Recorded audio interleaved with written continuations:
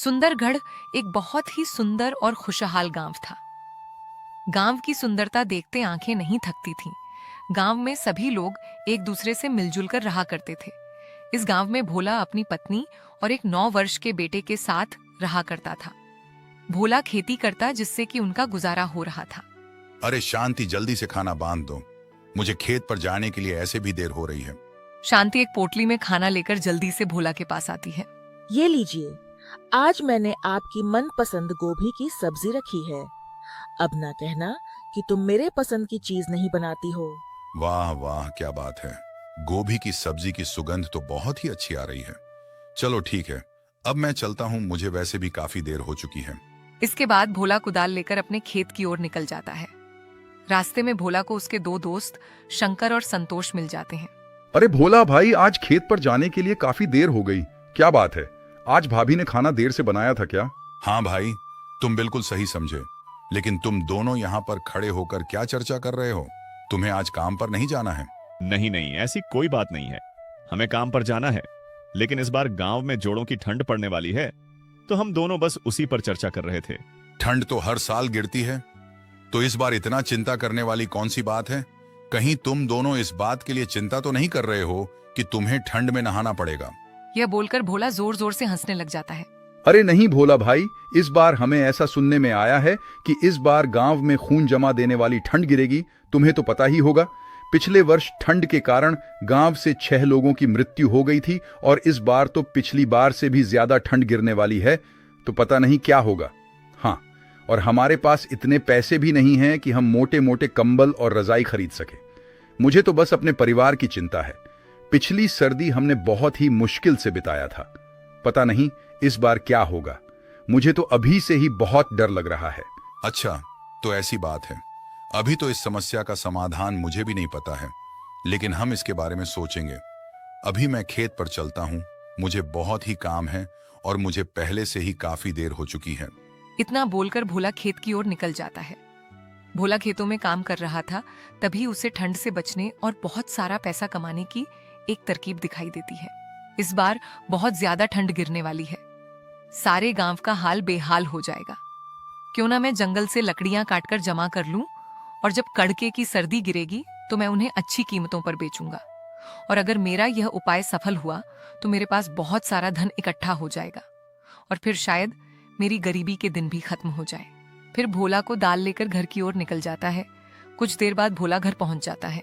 अजी, क्या बात है, आज आप खेत से बहुत जल्दी लौट आए। कोई समस्या है क्या, या फिर आपकी तबीयत ठीक नहीं है? अरे नहीं भाग्यवान, मैं जब खेत पर जा रहा था तब शंकर और संतोष से मेरी मुलाकात हुई। उन्होंने बताया कि इस बार गांव में कड़ाके की ठंड गिरेगी। इसीलिए मेरे मन में एक योजना आई है कि मैं जंगल से सूखी लकड़ियां काटकर इकट्ठा कर लूं, और जब खून जमा देने वाली ठंड गिरे तब मैं उन्हें बेचकर बहुत सारा पैसा कमाऊं। हाँ, आपकी बात तो बिल्कुल सही है। हम यह कर तो सकते हैं। मानना पड़ेगा भोला जी, आपका दिमाग तो मेरी जुबान से भी तेज चलता है। हाँ हाँ ठीक है, अब मैं जंगल से लकड़ियां काटने के लिए जा रहा हूं, और तुम यह बात किसी को भी मत बताना, नहीं तो हमारे सारे की किराए पर पानी फिर जाएगा। नहीं नहीं जी, मैं यह बात किसी को नहीं बताऊंगी। मैं इस बात को खाने की तरह ही पचा लूंगी। दोनों हंसने लग जाते हैं, और फिर भोला कुल्हाड़ी लेकर जंगल की ओर लकड़ियां काटने के लिए निकल जाता है। कुछ दूर चलने के बाद उसे कुछ सूखे पेड़ दिखाई देते हैं। वह क्या बात है, यहाँ तो बहुत सारे सूखे पेड़ हैं। मैं अब लकड़ियां काटना शुरू करता हूँ। अनीता बहन, क्या तुम जानती हो, इस बार जंगल में कड़ाके की ठंड गिरने वाली है। मुझे तो बहुत ही चिंता हो रही है। मैं सब जानती हूँ तुम्हें किस चीज की चिंता हो रही है। तुम ऐसे भी 2 से 3 दिन में एक बार नहाती हो, और जब ठंड आती है तो तुम 15 से 20 दिन में एक बार नहाती हो। हाँ, जैसे कि तुम हर दिन नहाती हो। बड़े बुजुर्ग कह गए हैं कि दूसरों को बुरा कहने से पहले खुद के गिरेबान में झांक लेना चाहिए। भले ही मैं 15 से 20 दिन में एक बार नहाती हूँ, लेकिन मैं तुमसे सुंदर ही दिखती हूँ। और अगर यकीन ना हो तो सारे गांव वाले से पूछ लेना। आई बड़ा, मुझे ज्ञान देने वाली। हाँ, ये बात तो सही है। बस एक ही समस्या है कि तुम्हारे शरीर से बदबू बहुत आती है, इसलिए सुंदर दिखने के साथ साथ कभी कभी नहा भी लेना चाहिए। हाँ ठीक है, मैं जानती हूँ। और यह भी जानती हूँ कि लोगों की तरह तुम भी मेरी खूबसूरती से जलती हो। ठीक है, तुम दोनों ही सुंदर हो और हर रोज नहाती हो। अब लड़ाई करना बंद करो और यह सोचो कि इस बार ठंड से कैसे बचा जाए, नहीं तो हम सबकी कुल्फी जम जाएगी। बचने का तो बस एक ही उपाय है, कंबल के अंदर रहो और पानी से दूर रहो। दूसरी ओर भोला हर रोज जंगल जाता और ढेर सारी सूखी लकड़ियां काट कर लाता। एक दिन सुबह जब कुल्हाड़ी लेकर भोला लकड़ी काटने के लिए जा रहा था, तभी उसे शंकर और संतोष रोक लेते हैं। अरे भोला भाई, तुम ढेर सारी सूखी लकड़ियां हर रोज काट कर क्यों ला रहे हो? अरे भाई, तुम तो जानते ही हो कि मेरी पत्नी को खाना बनाने का कितना शौक है। वह हर रोज तरह तरह के पकवान बनाती है, जिसके कारण काफी सारी लकड़ियां चूल्हा जलाने के लिए लग जाती हैं। इसीलिए मुझे हर रोज लकड़ियां काटने के लिए जंगल जाना पड़ता है। लेकिन भोला भाई, हमें तो यह पहली बार पता लगा कि तुम्हारी पत्नी खाना बनाने की शौकीन है। हमने पहले ऐसा कभी नहीं सुना है। फिलहाल छोड़ो, तुम कह रहे होंगे तो सही ही होगा। शंकर और संतोष को भोला की बात सुनकर कुछ अजीब लग रहा था, लेकिन उन्होंने इन बातों पर ज्यादा ध्यान नहीं दिया। ठीक है भाई, अब मैं चलता हूँ। कुछ दिन इसी तरह बीत गए। भोला जंगल जाता और सूखी लकड़ियां काट कर लाता। अब उसके पास बहुत सारी लकड़ियों का भंडार हो गया था। कुछ ही दिन बाद गांव में ठंड गिरना भी शुरू हो गई थी। भोला अपने घर के बाहर एक बोर्ड लगा देता है, जिसमें 1 किलो लकड़ी की कीमत 2 रुपए लिखी थी।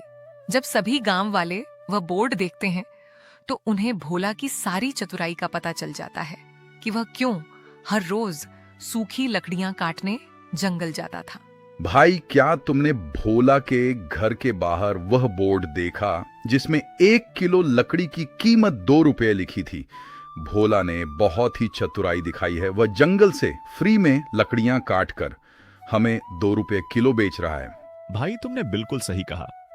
हर रोज जब भोला जंगल में सूखी लकड़ियां काटने जाता था, तब हम उससे पूछते थे कि तुम इतनी सारी लकड़ियों का क्या करोगे। तब वह हर रोज कुछ ना कुछ बहाने बना दिया करता था। हमें तो तभी उस पर शक हो गया था, लेकिन हमें यह नहीं पता था कि वह ऐसा काम कर सकता है। अरे तो अब इसमें सोचने वाली कौन सी बात है? भोला से 2 रुपए किलो लकड़ी खरीदने से बढ़िया है कि हम सभी कल जंगल जाएंगे और हम भी सूखी लकड़ियां काट कर लेकर आएंगे। ये बात जब भोला को पता चलती है, तो वह चिंता में पड़ जाता है, क्योंकि अब उसका लकड़ी बेचने का व्यापार सफल नहीं हो पाएगा। अरे भाग्यवान, क्या तुमने सुना? गांव के लोग कल सूखी लकड़ियां काटने के लिए जंगल जा रहे हैं। अगर वह सूखी लकड़ियां काट लेंगे तो हमसे लकड़ियां कोई भी नहीं खरीदेगा और मेरी सारी मेहनत पर पानी फिर जाएगा। हाँ जी, आपने बिल्कुल सही कहा। काश कोई ऐसा चमत्कार हो जाए कि कल गांव वाले लकड़ियां काटने जा ही न पाएं। हाँ, अब हम सिर्फ ऊपर वाले के भरोसे ही रह सकते हैं। कुछ ही देर बाद रात हो जाती है। दोनों पति पत्नी खाना खाकर सो जाते हैं, लेकिन रात में ठंड के साथ साथ आसमान में काले बादल छा जाते हैं और कुछ ही देर में बहुत तेज बारिश होने लगती है। बारिश के साथ साथ ठंड भी बहुत ज्यादा बढ़ जाती है। बारिश गिरने के कारण सारे पेड़ पौधे गीले हो जाते हैं, जिससे कि अब जंगल में एक भी सूखी लकड़ियां नहीं बचती हैं। सुबह होने तक बारिश रुक जाती है। जब भोला और शांति बारिश देखते हैं, तो वह बहुत ही खुश हो जाते हैं।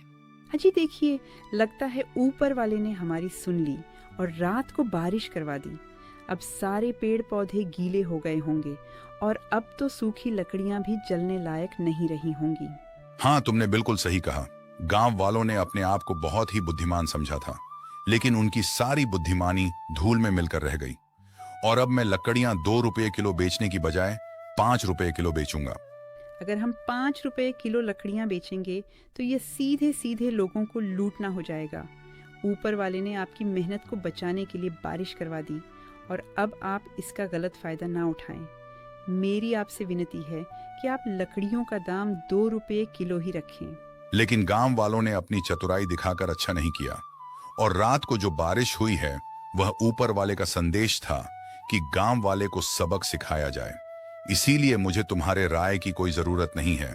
मैं लकड़ियां 5 रुपए किलो ही बेचूंगा। अपने पति की यह बात सुनकर शांति को बहुत ही दुख होता है और भोला अपने घर के बाहर लगे बोर्ड को बदल देता है और उसमें 5 रुपए किलो लकड़ियों का दाम लिख देता है। ये देख गांव वालों को बहुत ही गुस्सा आता है, लेकिन वह कुछ नहीं कर सकते थे। देख रही हो सुमन बहन, गांव में कितनी ज्यादा ठंड पड़ रही है। हमारे पास तो थोड़ी सी ही लकड़ियां हैं। हम इसे ही जलाकर इस ठंड से राहत पाने की कोशिश कर रहे हैं। हाँ, तुमने बिल्कुल सही कहा आरती बहन। हमारे पास तो थोड़ी भी लकड़ियां नहीं है, इसलिए हम तुम्हारे घर आग की गर्मी लेने आए हैं। आरती बहन, जब ठंड की शुरुआत हुई थी तब भोला ने लकड़ियों का दाम 2 रुपए किलो रखा था, लेकिन जब ठंडियां बढ़ चुकी हैं तो उसने लकड़ियों का दाम 5 रुपए कर दिया है। वह सरासर लोगों को लूट रहा है। तुम्हारी बात बिल्कुल सही है शंकर भाई।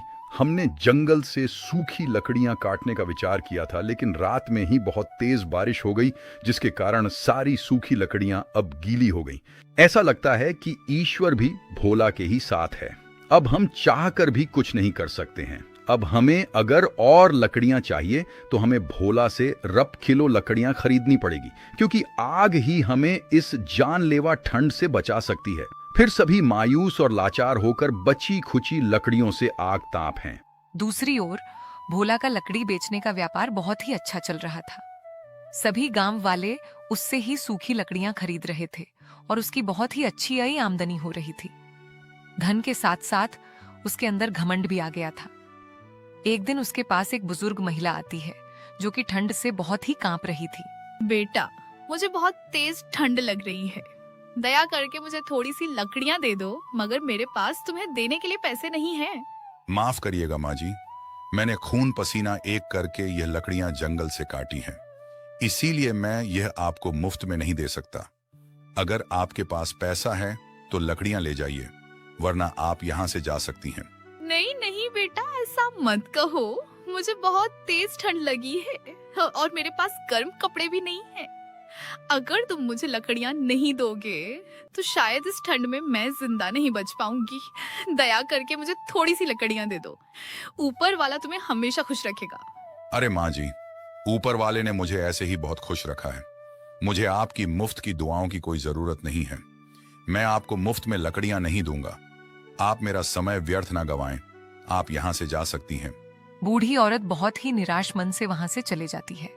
भोला के पास पैसे के साथ साथ अहंकार भी आ गया था और उसे शायद यह पता नहीं था कि अहंकार ही इंसान के अंत का कारण होता है।